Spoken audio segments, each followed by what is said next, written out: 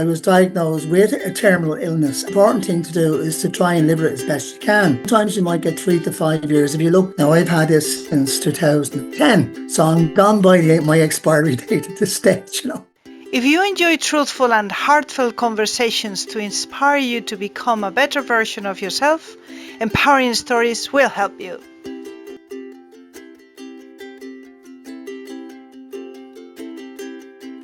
Hello, Matt. Good morning. How are you today? I am good, thank you, Anna. Glad to see you. Fantastic. I met Matt not that long ago, a few months ago, at the airport. We were queuing in the same place, and then we were queuing again together. And I've never, ever, ever made friends with somebody in a queue at an airport, and I travel a lot. But there's something so special about this man, about this beautiful smile, about this energy irradiating from him that's so contagious, and he just opens up and invites to conversation and invites to share that beautiful state of his.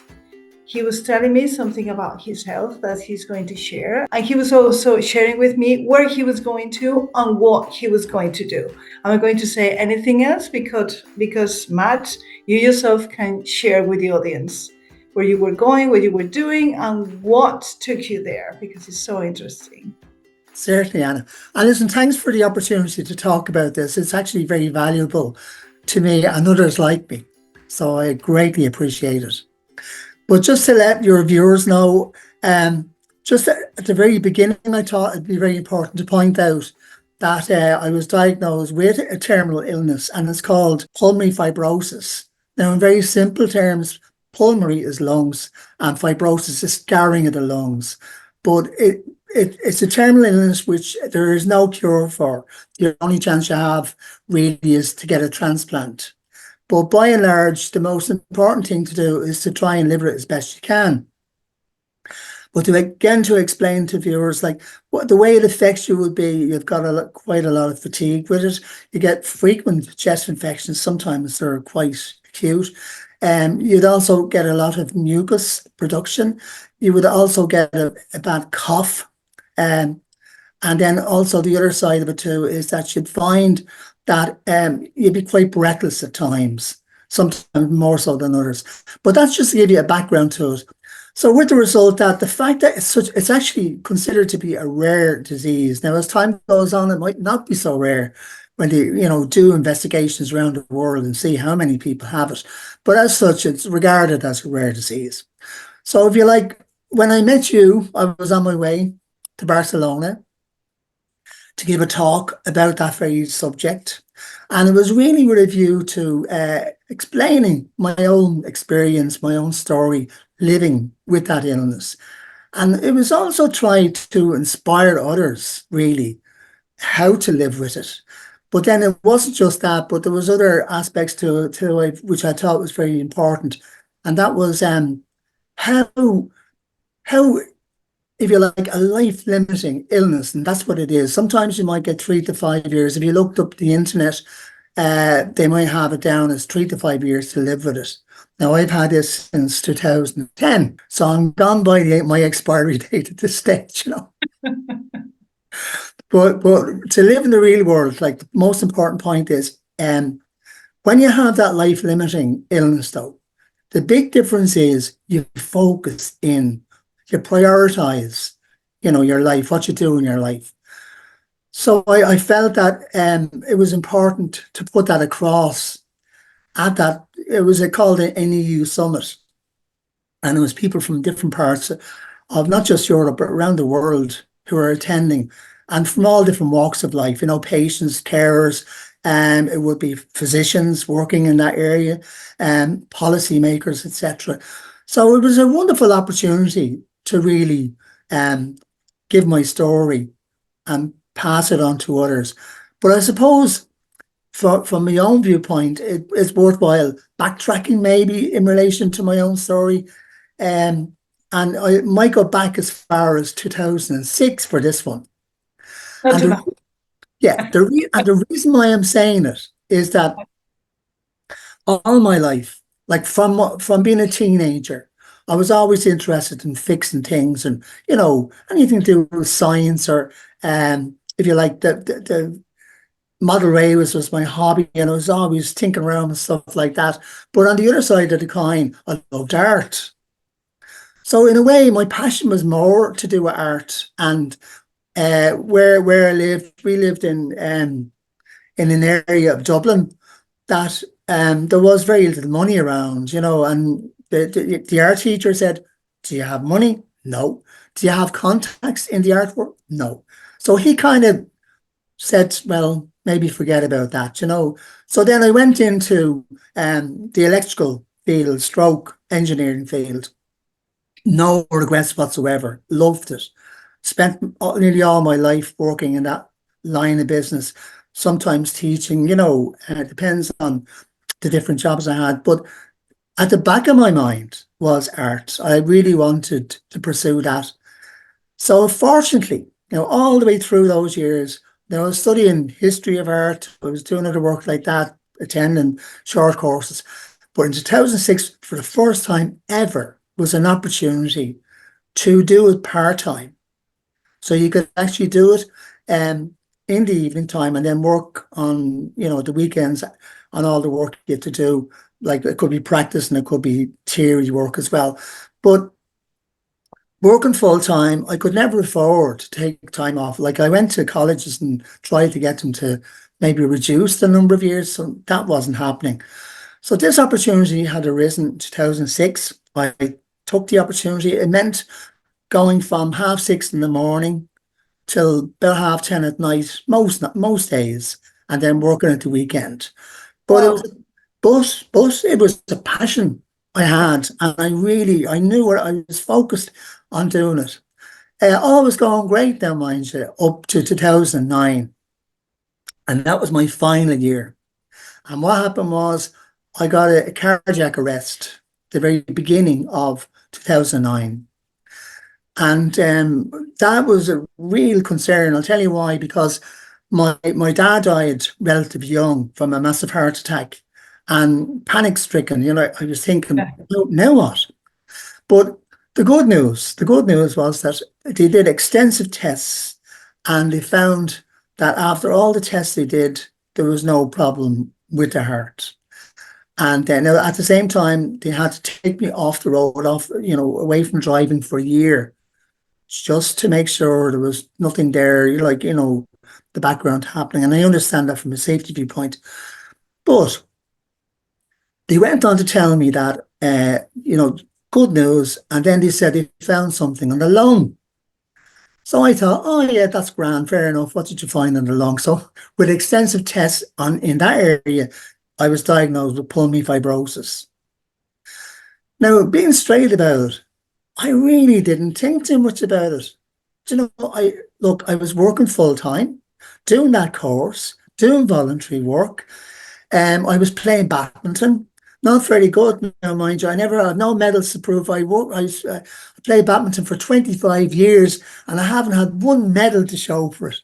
But that doesn't matter. The point is, it was a source of enjoyment. So I was doing all these things, and then immediately I thought, oh, no problem with art, so I can go back and do all these things. But at the same time, I had to think about, well, how am I going to do all this? So fortunately, I had a word with the tutors in the college, and I think this is just lovely the way things worked out.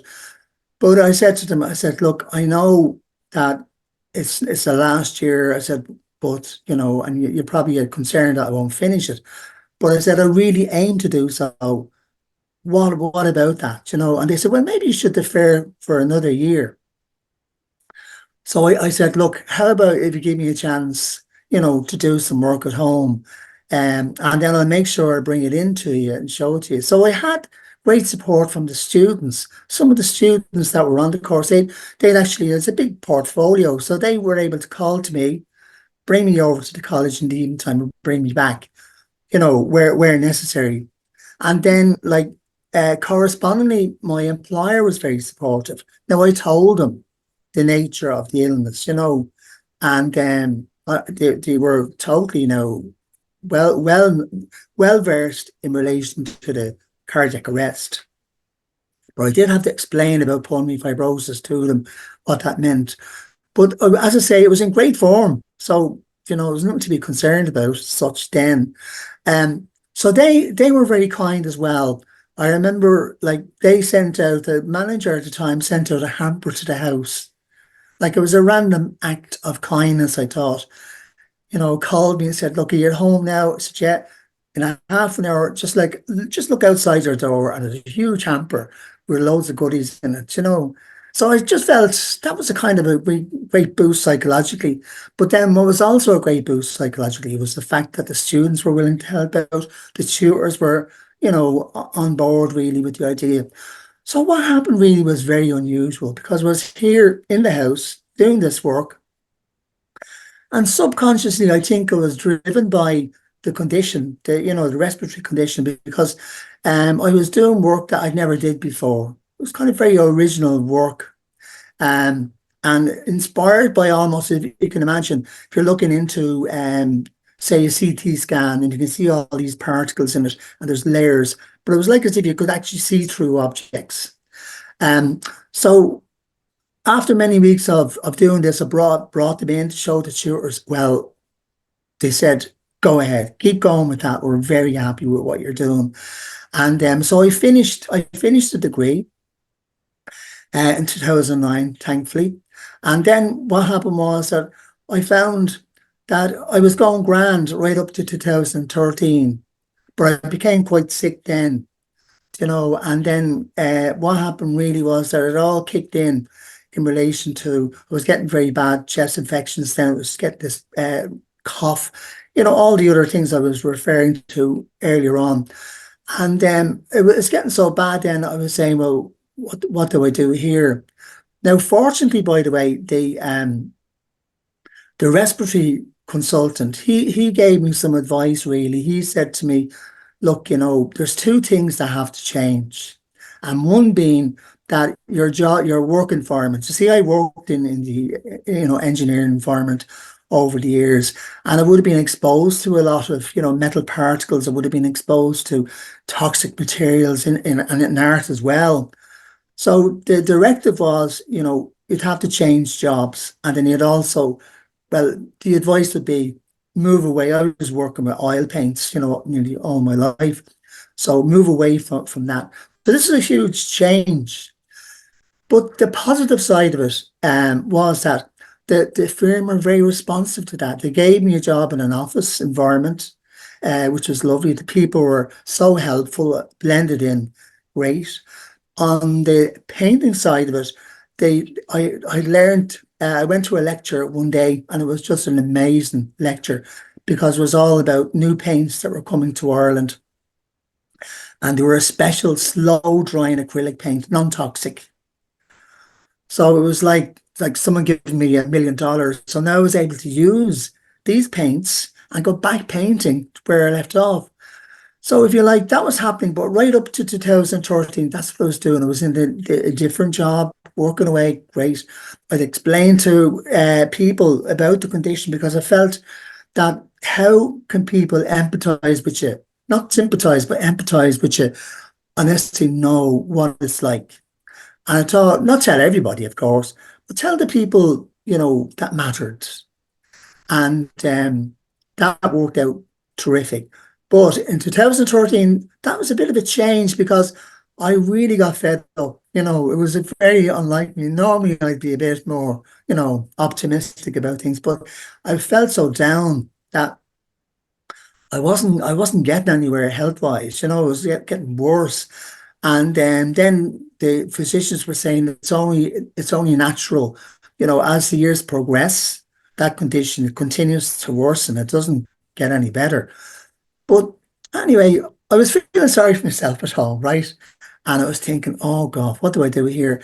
And then I decided I'd look up. I knew nobody with the illness. And then I heard about the Irish Lung Fibrosis Association, which are in Ireland here. And they were very supportive for people that had this condition.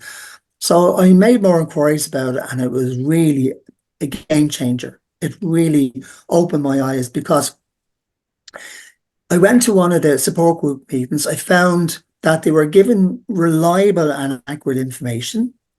The support was second to none, in as much as that, sometimes people think of a support group as, you're all in there talking about how bad things are, like, with the condition. But it was nothing like that. Yeah, it was uplifting. You were hearing inspirational stories. You were hearing people like telling jokes and all that, so it was, some people are a bit shocked even that, came to those meetings. You were thinking, God, they're a very positive group there. But that was the nature of it. So when I was receiving this, I decided, okay, this is great. So I'd like to give something back. So then I became a leader, one of the leaders of the group in Dublin. And then I also became a patient advocate, now in a voluntary capacity. So that really inspired me into doing work for ILFA and helping them out any way I could. And so then I went off to give a talk, going back now to 2015. And this was at a European Respiratory Congress, to explain my story. And so ILFA, the Irish Lung Fibrosis Association, ILFA for short, they were very supportive. And I went over there to explain what it has been like for me, living with the condition. That worked out very well, because you see, just before I went, it was advised that I might do a patient, there's what is known as a patient ambassador, European patient ambassador program. And that's to help you when you're given a talk like that, that it's a better way in which to give it, that you know really what people want.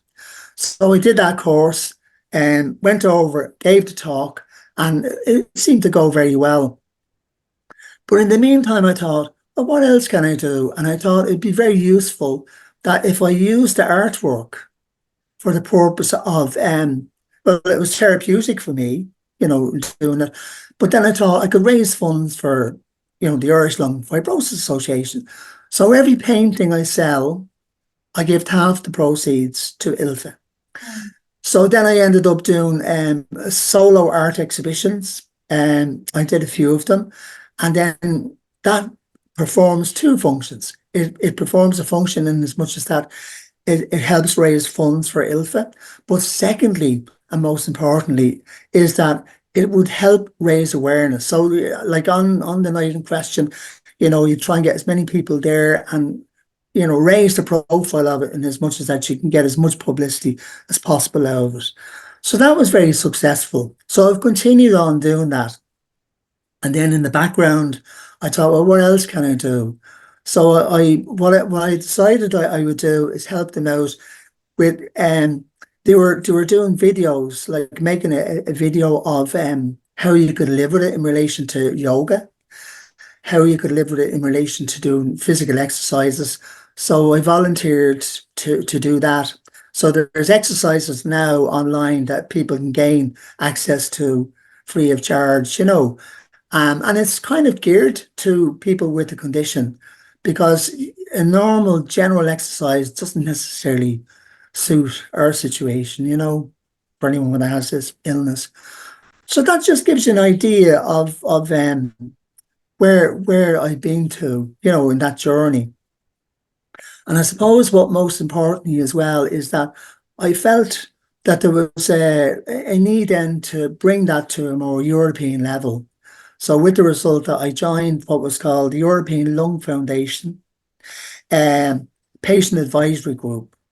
And to put it simply, one of the things I thought would be very beneficial is when you get a diagnosis like, that I had going back to 2010, you're looking up the internet. It's just human nature.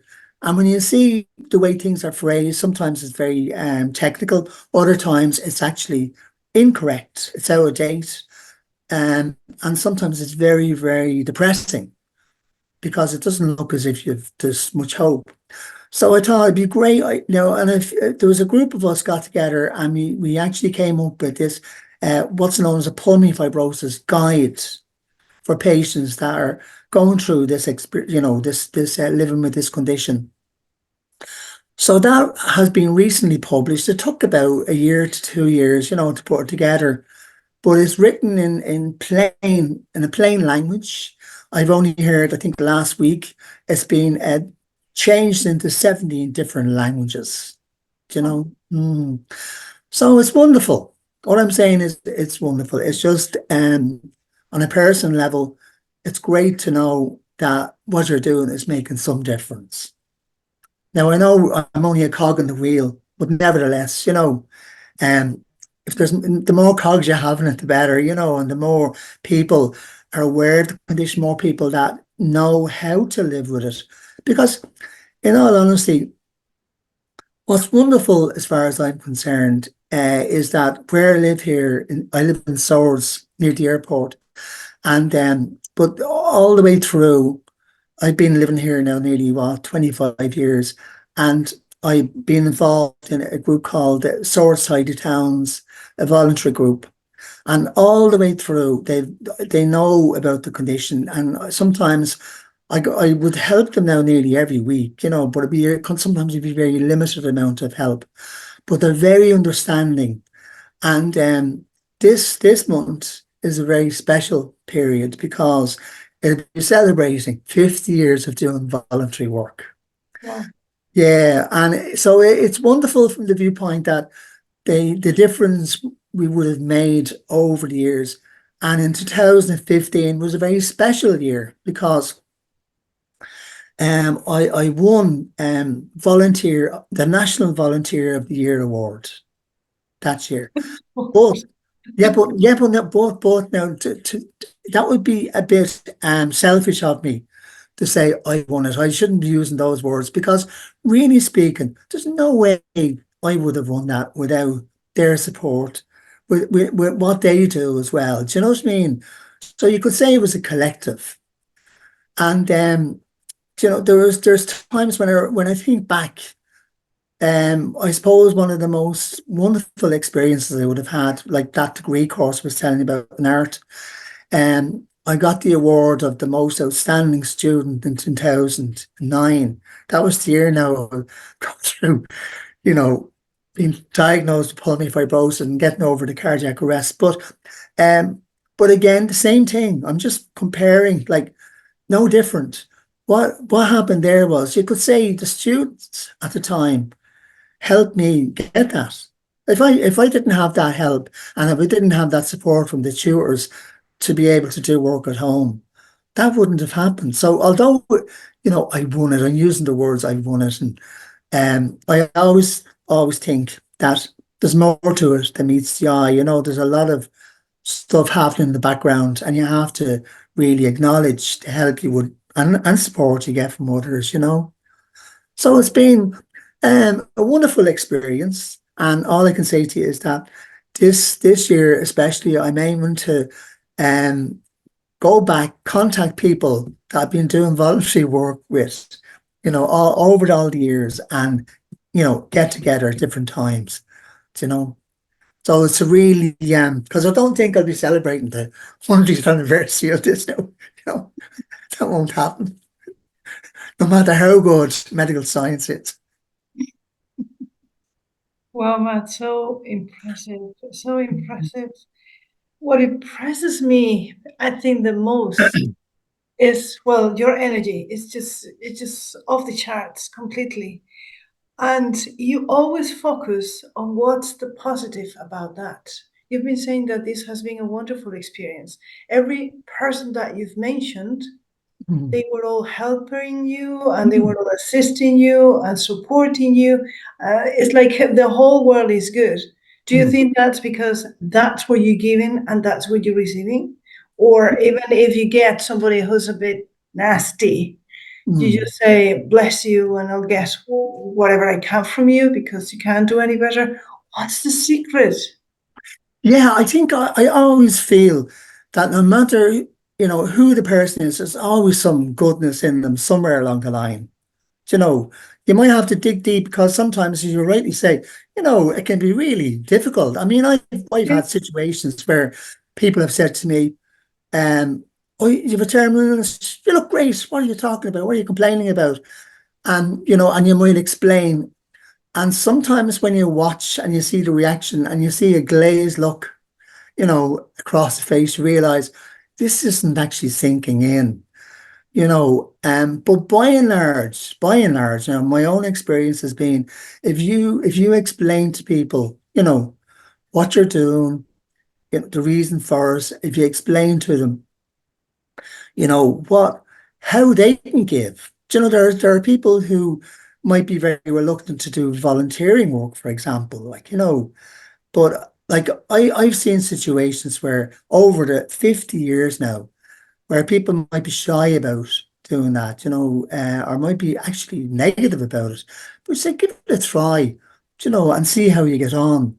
And sometimes there's a shift in the way they think, because they're seeing it from the other side.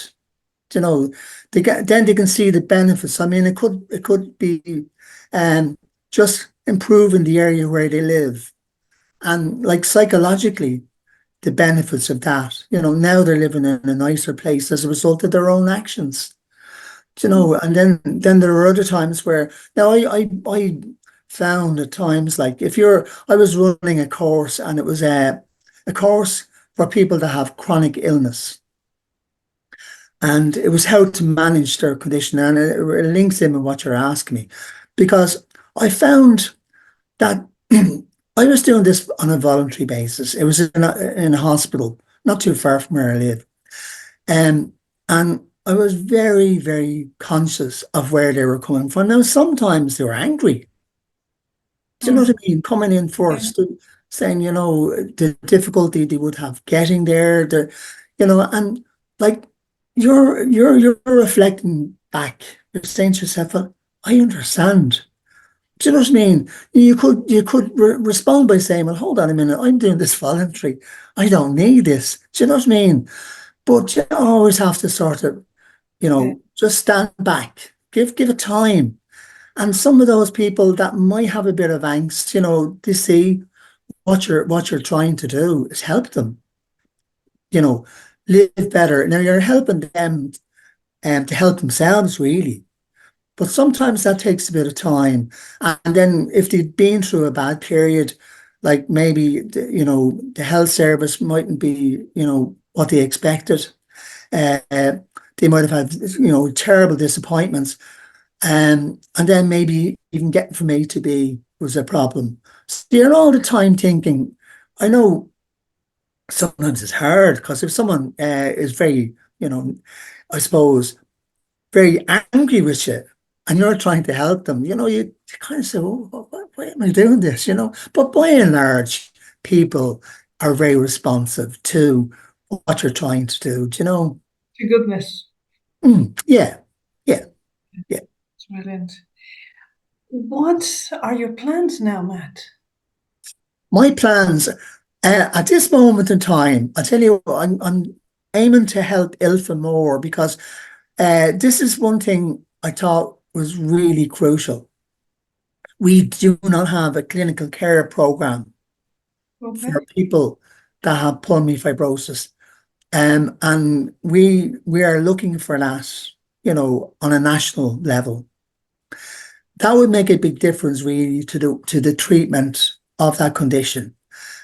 So there were local elections here recently, and I really did take the opportunity of anyone calling to the door, going up for election, explaining what it was we were looking for, gave them a handout on it, so that, because it's very hard for people to remember verbally what you say. And it was very, very positive response. We'll see how that goes, but that would definitely be something I'd be very keen on pursuing. And then I suppose the other side of it too is that I good news at the weekend. I had a few paintings in an art exhibition, and there was great interest in it. So again, half the proceeds from that will go to ILFA. And then the other side of it too, from a personal perspective, you really feel that it's great to know people are interested in buying your work. There's no point in producing work unless, there's a market for it. Well, fairly, you could argue the point that it's good for psychological well-being anyway. Exactly. You have fun, it's your gift to do it. Yeah, but the other side of it too is that you feel you're doing two things really. It's therapeutic because that's what you're doing, and it takes your mind. You're totally focused on what you're doing. Uh, when you're doing work like that, you get totally immersed in it. Then the It's a kind of second, meditation. It's a yeah, kind of meditation, isn't it? and then the second thing about it would be that it's very purposeful. So if you're doing work like that and you know that the work that you're doing, that you know you can sell some of that and then it's going to a charitable organization like ILFA. Now they are a marvelous organization because there's no funds there. Doesn't there would be nearly every one of them working, part time, not part time, sorry, but doing voluntary, do that work voluntary. So with the result that, you have great respect for what they do. So anything that helps in that respect, I'd be only too keen to do anything of that nature. So then the other side of it too is that as a result of coming back from Barcelona and the talk I'd given, there were people there really interested in what I had to say. And there might be, if you like, negotiations going on in relation to how it might use the artwork at a further congress to show how you live with the condition, but also to make it meaningful. Like, because I took a chance really going to that summit and using the art to project how I live with the condition, because I don't know who else is doing that. Do you know what? But yeah, I thought that's me. That's kind of Yeah. it reflects. Yeah, That's your grain of salt of yeah, it's a great. Yeah, yeah. Like it reflects who I am. It's the authentic Matt Cullen. Do you know, that's what they're getting. And so I was delighted to hear that the response back then. Well, I would have had a few emails and all to do with that, saying that they enjoyed it and they were from different countries, and how do we do things here, etc. So it was just, I suppose, very inspiring for me to see how many people were interested and follow up to it. Do you know the way that, I don't know, you probably come across this quite a lot, but sometimes people say, "Oh, John, I must get back to you on that," or, and it doesn't yeah. happen. Human nature being what it is, but was different. They did, you know. So it's been a very rewarding experience. Because it's meant to happen. It's meant to happen. That's why Mm. people are on board, I suppose. The high vibration and the light that you're bringing, it's meant It's to lovely to hear you say that now. Thank you so much. happen.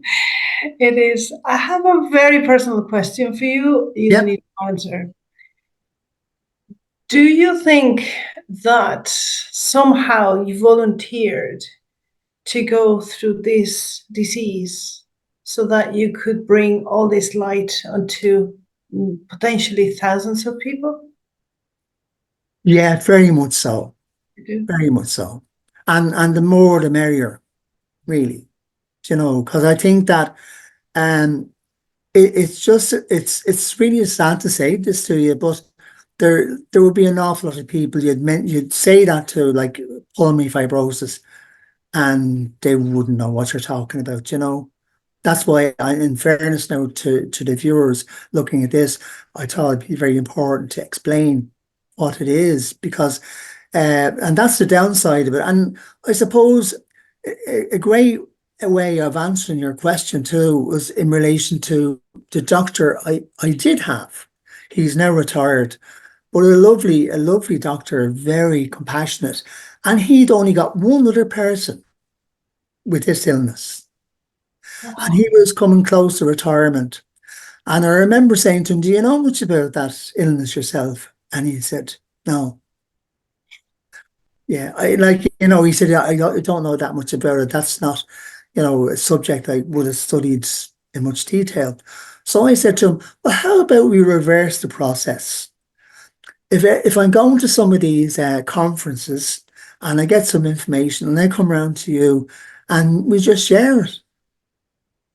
Oh, And in that way, then you're learning from me, and then I've always been learning from you, because, like, he was a lovely doctor. He'd actually go out of his way. He'd come round here. I'm just talking about the kindness of people. I remember being quite sick, and I went round to him. So actually, around the time 2013, I think, and he came around to see me after hours for a social visit. Now, do you Wow. know, to look, and was interested in the artwork as well, but no charge. Like, it was just solely now. His interest to see how I was keeping, and interested in what I was doing as well. Do you know? So I'm only saying that that's kind of different, isn't it? It's magic. When you are on purpose, I suppose that this kind of magic happens. Mm, mm. Yeah. I have another question for Yeah. you, because this could apply to pulmonary fibrosis or any other disease that somebody can have. Yes. When somebody says, this is what I have, or this is my diagnosis, or my body has this disease, Yes. what about the other person in front? What's the kind of response that you want to hear? Or what's the kind of face that would help you go through it? Because you see, when you don't have a disease, Mm. we might answer some way that's unexpected, and we might go, oh, for you, or it could be, oh, I'm hugging you. And maybe that's not what you want to hear and the way you want to react. But by knowing it, we prepare ourselves for when the time comes, if it comes, whether Yeah. it's on one side or the other. It could be Yes. the doctor telling us something, or it could be a dear one telling us, this is what I have now. Yeah. How can all of us support those on the other side, because we can be there any second? Yeah. Well, I always feel that if a person has the capacity to listen to your story, you know, and then have the empathy to go with it. You're never looking for sympathy, or you're not looking for people to become almost totally emotional, you know, Yeah, big burst out difference. crying, yeah, and get Okay. all upset. Yeah, no.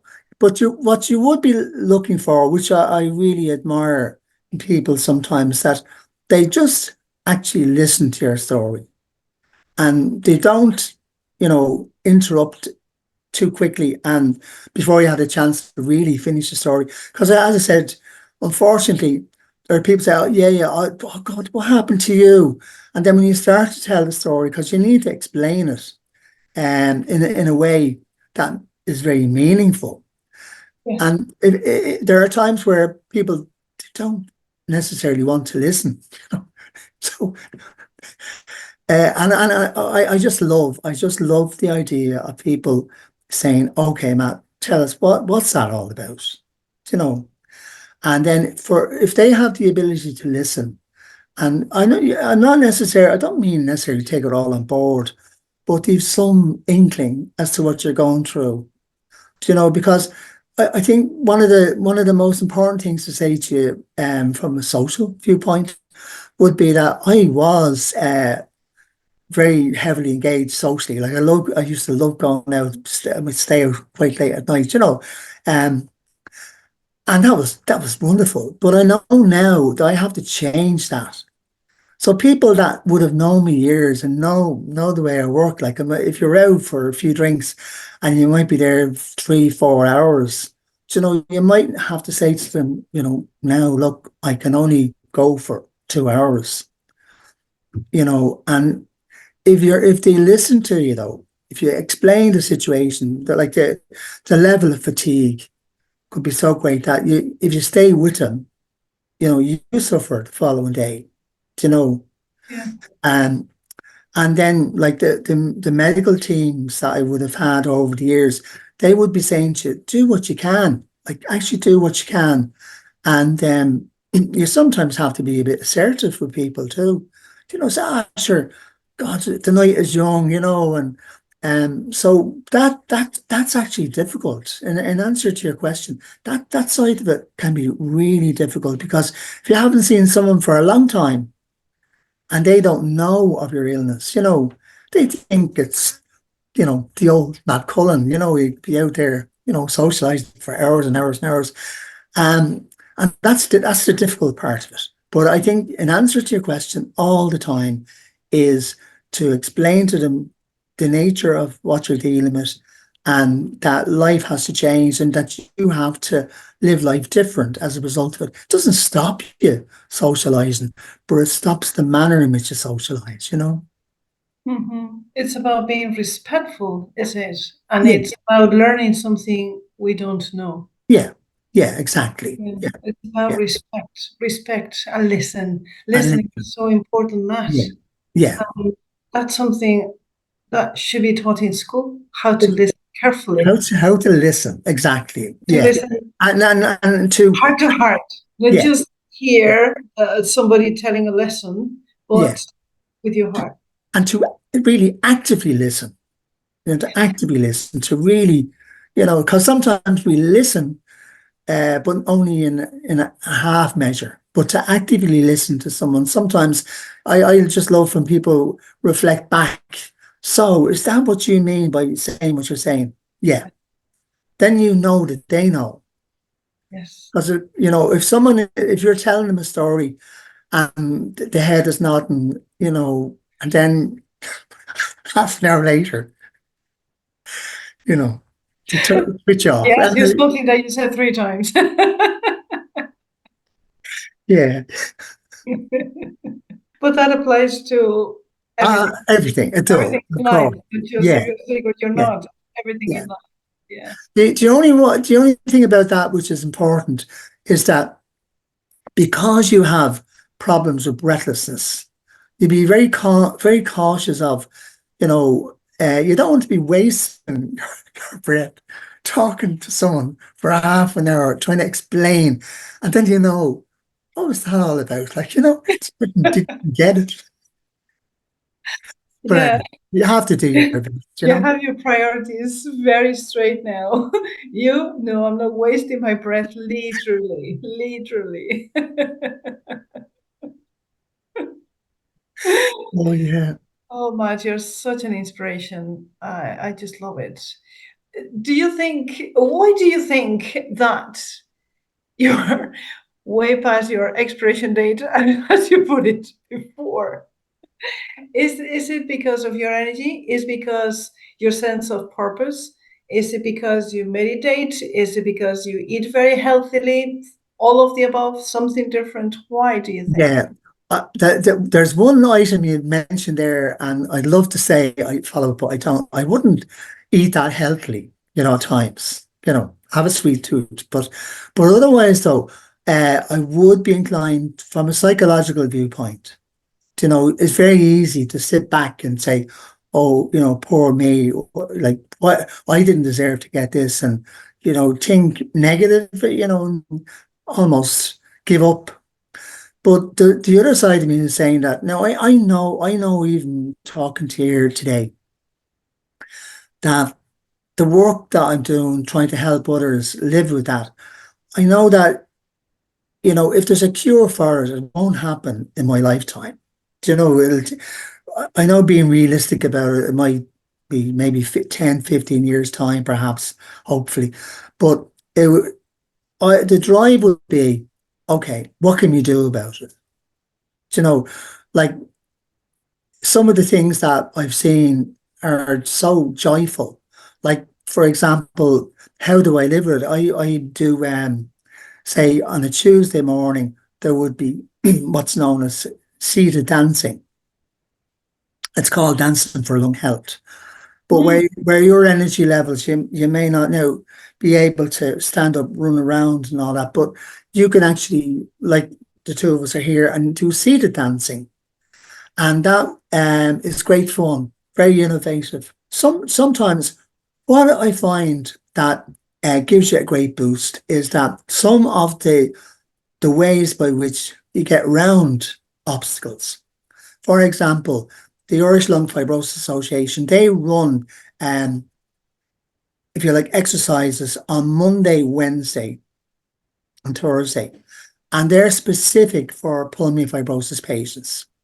And mhm. when I say specific, I mean doable. Yeah. If you go to an ordinary exercise class, you're maybe amongst maybe 50, 70 in some cases, some of the ones I've been on here in Dublin. And it doesn't specifically cater for people in that area. And that can be a negative, because people say, I can't keep Yeah. up with that. Yeah. Now, Yeah. the season dancing is great fun because the teacher would ask you what music, and the same applies to the exercises I'm telling you about as well. But they'd ask you what music would you like to hear at this? So you choose the music, and then week after week that's played back. So it's great. It's a great psychological boost, I Yes. love Yes. music. And then the other side of it too is that what you can do. For example, there's a place near me here, and it's a lovely environment down by the sea. And when I have this incessant cough, and thankfully it's okay this morning, but if I have that, where I live in Swords here is a built-up area, so that it'd be very close to like the shopping centre. So if you're coughing close to people, you feel kind of a bit intimidated, or they might feel very insecure. So this place I would walk to, it's close to home.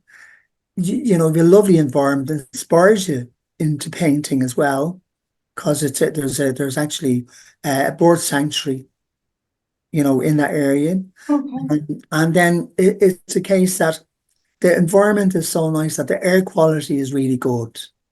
So like how do you live with that? I always think what's out there that can help you. And that's one aspect of it. Now, you can only walk so far, and so what?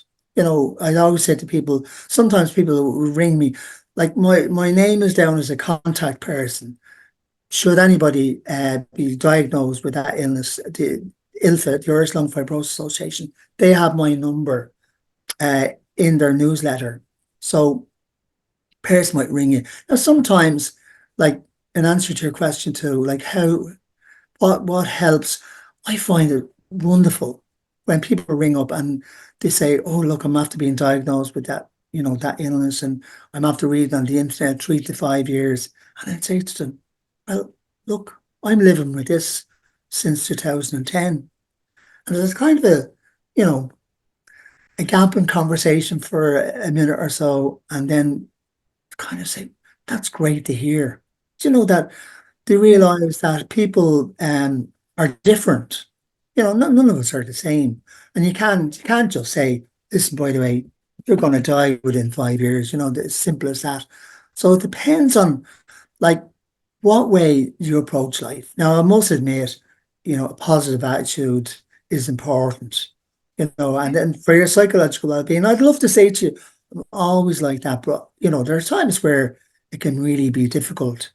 Um, Obviously. Yeah. but by and large, that's one thing I found very helpful. But also the support of family, friends, and work colleagues. I sometimes think back and I would think, what if I didn't tell them? There are people say, "Oh, I'm not going to tell them that they might sack you." Do you know, if you just said we have a terminal illness, well, we don't particularly want you, but that would be very cold and clinical. I would hope to think that we're in a better environment now, work-wise, that people wouldn't respond by doing that. Mm. So that's kind of where yeah, well, That's a trick. yeah, That's a yeah, trick. yeah, Just one thing, Matt. You're saying that all this positive attitude and seeing the best and doing your best and focusing on what you can do rather than on what you cannot do helps psychologically. But I would go one step further mhm, because the psychology also has an impact in our anatomy, in our physiology, in the hormones and the molecules that we produce in our body. So it's yeah, not just something wooey wooey in our minds. yeah. Our bodies reflect that. I And couldn't you're agree living proof, more. Yeah, literally again, that yeah, that happens. And yeah. also, I was married to a doctor for 20 years. So I know medicine Oh, from, right, yeah, yeah, yeah, the back door. right? And something that he said to me is that whenever they say something to a patient of a diagnosis or how everything is going or whatever it is, they need to be very careful with what they say, because otherwise the family can sue them. Oh, it's okay. So they are way more conservative Yes. than they would otherwise be, because Yes. otherwise they could be sued. Yes. And what happens on the other side, that's my point of view, and Yeah. that's what I've investigated with the new medicine and stuff, Yeah. is that when a doctor says something, people tend to believe it Yes. as true, and then they make it happen. And if I'm saying this, it's because if you're listening to this interview and you've been diagnosed with whatever, and the doctor says you have 3 months, 9 months, normally it's multiples of three for whatever the reason. In this case, it's 3 to 5. Well, Yeah. Yeah. even numbers. Then, if you believe that, you're going to make it happen. You're going to materialize Yeah. that. And that goes to the statistics. And then you have more and more statistics supporting that belief. Yes. In your case, you said, well, hold on, that's what you said, but I'm going to do my own thing. And Yeah. I'm going to make the most of it. Yeah. Here you are many years after. Yes. And you know what? Along the lines you just mentioned there, and that's just important to say to you, like you were asking me earlier on, what now? What will I do? Like I've been helping the Royal College of Surgeons, Wow. and they're students now. Say they're doing their final year, in medicine, Yeah. and they're not always looking for people. Like especially in my own case, if you have pulmonary fibrosis, there's certain checks they can do on you, which is kind of a bit unique to your condition. And so I've been doing that for the last 10 years, but I'm only reflecting back what you just mentioned there in a different way. But they they have said to me over the 10 years, would you mind helping? Now, what happens really is you go and there's a multitude of students that are checking you out, and seeking to come up with the diagnosis. Now, I reflected back to one of those examiners and said, it might be well worth saying to you, this is working. The students that I see now, and when they leave the room, now you can't, obviously, you're the patient and you can't say, oh, yeah, you got that right. But what's very uplifting as a patient is you're seeing people leaving that room where they're examining you and saying they've got it. They really have a good handle on the condition, and that's great for the future. And it leads back to your comment earlier on about, what would I like to see happen? I think that's just wonderful. My son, he had COVID, and he's in the police force here, as a sergeant, but he got it at the very beginning, was critically ill, and we were afraid we were actually almost in the verge of saying our last goodbye on the phone because we couldn't go in to see him. But why I'm saying that to you was that 2 weeks before he got that COVID, the Royal College of Surgeons phoned me and they said, look, we have students here, they're almost ready to get their final degrees.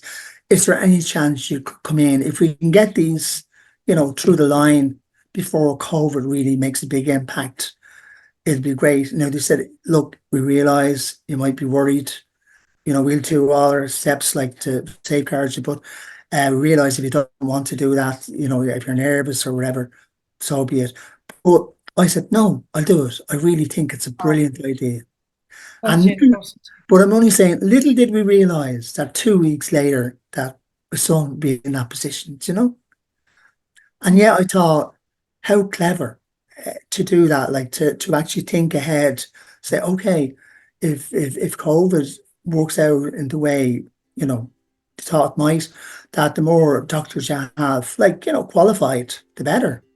And Yeah. that was kind of just a little opening there to do just that. Was that amazing?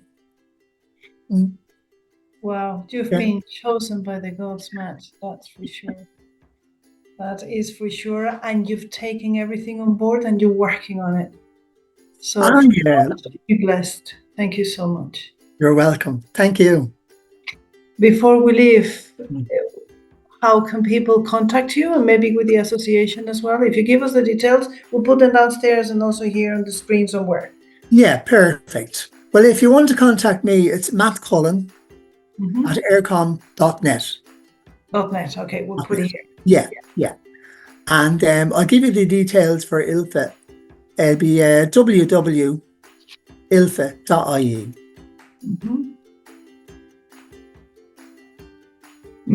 Okay, so we'll put it here. I'll pass it on to you as well if you like. Yeah. Yes, I will put it here to make Right. sure it's correct.